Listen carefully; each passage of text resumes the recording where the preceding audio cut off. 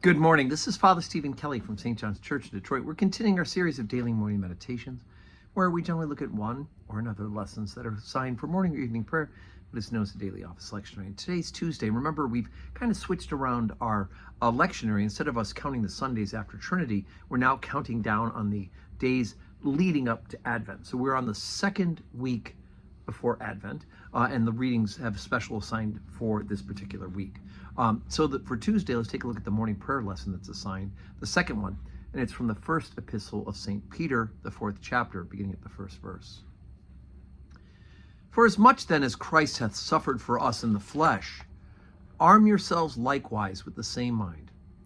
For he that hath suffered in the flesh hath ceased from sin, that he no longer should live the rest of his time in the flesh to the lusts of men, but to the will of God.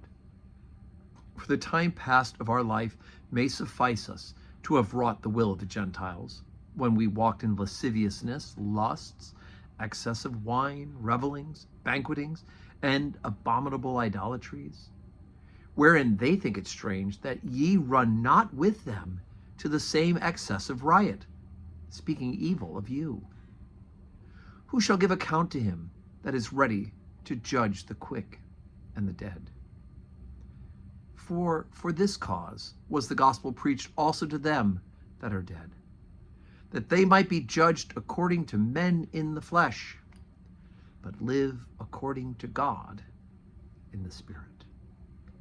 Okay, so here's St. Peter reminding the people that the church, the faithful, that first of all, you're going to suffer in the flesh. Now, we don't just mean the suffering where outside persecution, right? Because we know that Peter will be scourged and ultimately crucified. Many of the early church were scourged, were beaten for the faith and put to death. And even to this day, there are places where just being a Christian can bring you punishment, imprisonment, corporal punishment, physical punishment, and death. There are parts of the world where that is still true. But also this idea that Peter is putting across of these little mortifications as well, that you're not giving into the urges of your own flesh, that you're not giving into the crazy party attitude of the world. And let's admit it, the world is all about joy in the flesh itself, the physical lusts and those sort of things, at the expense of godliness and self-discipline.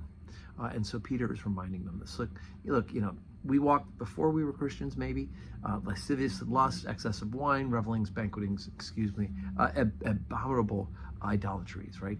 And he turns it around and says, and they think it's strange that you don't like it, right? They think you're evil for not joining in on the party.